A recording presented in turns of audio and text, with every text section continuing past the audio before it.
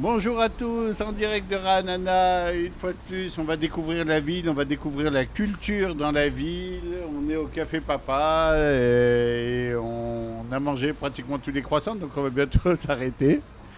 Mais en attendant, on reçoit à ma gauche Tamara Cohen. Tamara, bonjour. Bonjour Bernard. Tamara est prof de yoga en français, en anglais. Elle va nous faire quelques En hébreu. exercices après, en hébreu aussi, après quelques heures d'émission pour nous remettre droit. Et à ma droite, Corinne Bétan. Vous la connaissez aussi parce que son fils est en train de faire un tabac sur tous les réseaux. Pratiquement toutes les filles sont amoureuses de lui. Et tant qu'il Bonjour. chante, il va continuer. Mais pour l'instant, on va laisser Noam Bétan tranquille. On va lui souhaiter bonne chance juste. Et on va dire bonjour à sa maman. Bonjour Bernard. Alors, sa maman est coach. Vas-y, redis-moi tout parce qu'il y a une liste. Elle est coach de Non, tout. je suis coach thérapeute, je fais de la PNL et du développement personnel. Je fais de l'art-thérapie, du sous-jog thérapie, de l'acupuncture. On Et va voilà, essayer et de rentrer j'aide. dans le détail. Je ne sais pas si on aura le temps de faire le tour Non. de tout aujourd'hui.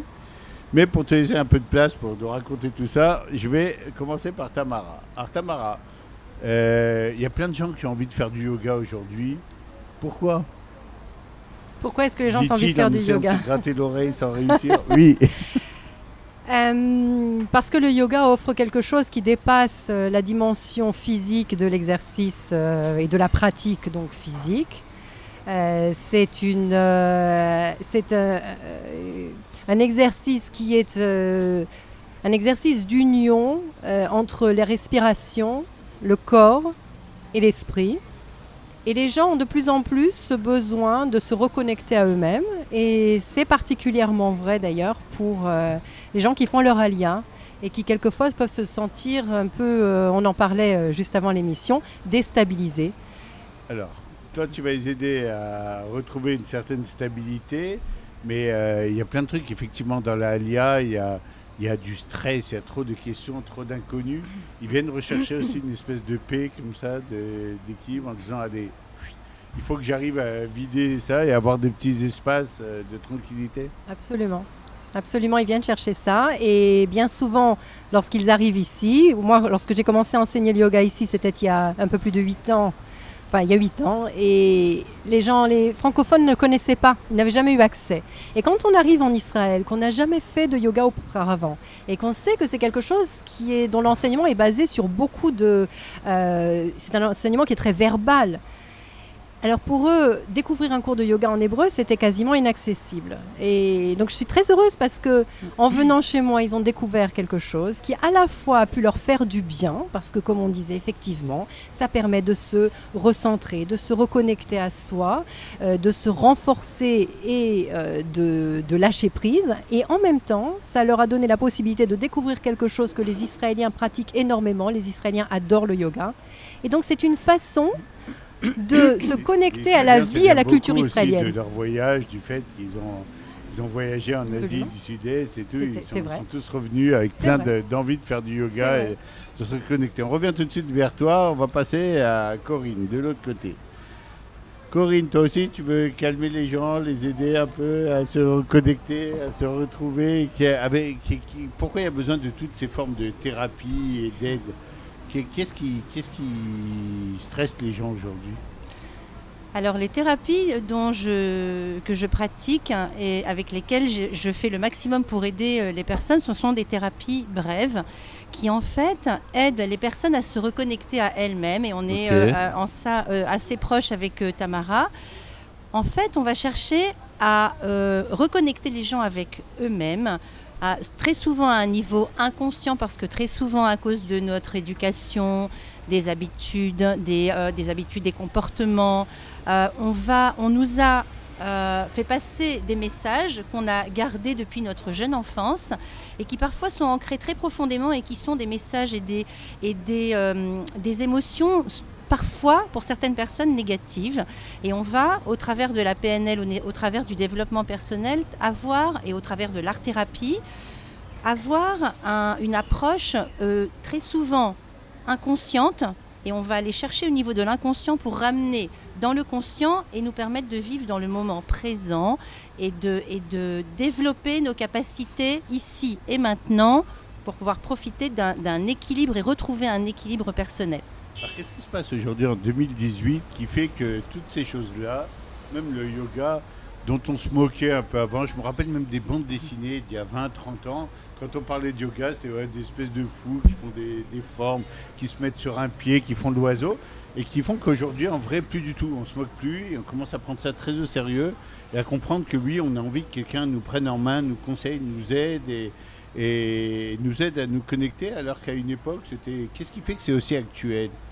Je pense qu'on a aujourd'hui une prise de conscience de nous-mêmes. On est beaucoup plus axé, en tout cas on essaye de se rapprocher de la conscience de nous-mêmes. Je pense qu'il y a aussi une accélération au niveau du temps qu'on ressent. La vie va très vite.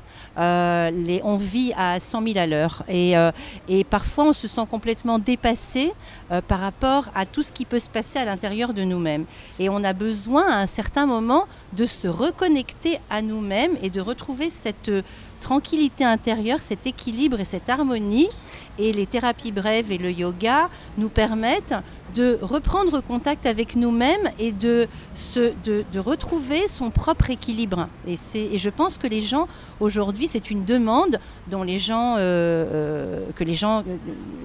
ont besoin énormément de ça aujourd'hui. Alors comment les gens vont choisir tel ou tel thérapeute? Comment ils arrivent chez toi? C'est du bouche à oreille beaucoup? Alors les personnes qui arrivent chez moi simplement par le bouche à oreille. C'est des personnes qui ont des amis, de la famille, et puis les gens ont parlé. Il y a eu une influence positive sur eux. Et ensuite on a les amis, la famille, les frères, les sœurs, les cousins. Voilà, ça se passe simplement comme ça. D'accord. Tamara. Pour répondre à ta question, pourquoi maintenant en 2018 soudainement il y a cet engouement? Il y a énormément de choses à disposition. Nous sommes extrêmement sollicités et tout est à notre disposition. Le téléphone, la télévision. D'un point de vue du coût, aujourd'hui, les gens peuvent se permettre de voyager, peuvent se permettre de découvrir. Il y a l'Internet, il y a énormément de choses.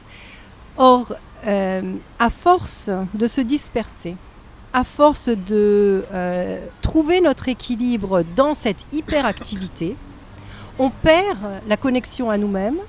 Et lorsqu'on se trouve dans une situation où on doit surmonter une difficulté, et ça nous arrive en permanence de devoir surmonter des difficultés, on s'aperçoit que tous ces outils ne nous permettent pas de surmonter la difficulté qu'on est en train d'affronter. Par exemple, pour les Olim Hadashim qui arrivent ici, qui se retrouvent dans un univers totalement différent, qui quelquefois sont venus ici par choix et quelquefois sont venus en fuyant quelque chose. Ils se retrouvent dans un univers qui est différent, ils sont déstabilisés. Ils pensent que ça vient du fait que leur équilibre tenait à leur environnement d'auparavant et ils découvrent qu'ayant quitté cet environnement, il va falloir retrouver un nouvel équilibre. Or, on peut être déraciné d'un lieu, il y a un endroit dont on ne peut pas être déraciné, c'est de soi-même. Mais il faut se connaître soi-même, il faut s'être trouvé.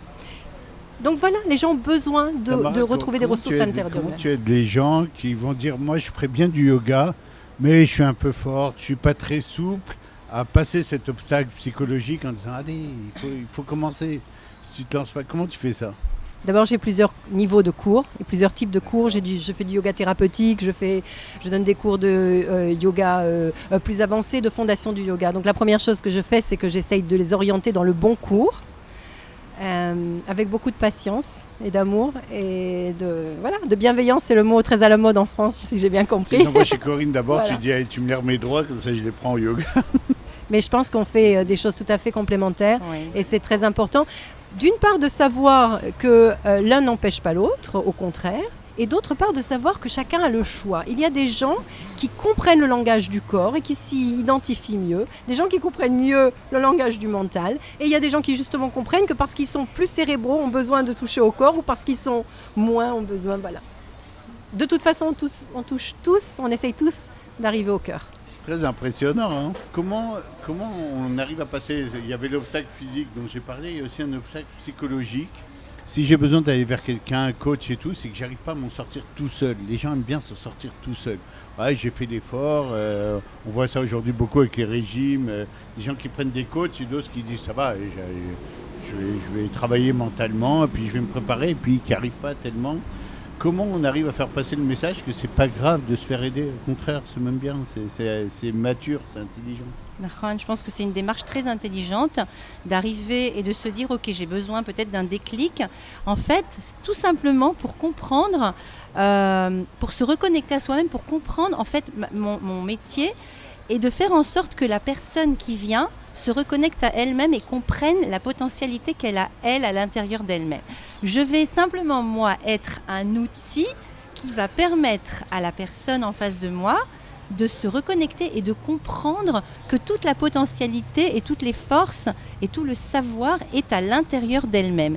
Et en fait, mon travail est avec beaucoup d'amour, comme disait aussi Tamara, et beaucoup de compréhension et d'ouverture d'esprit, je vais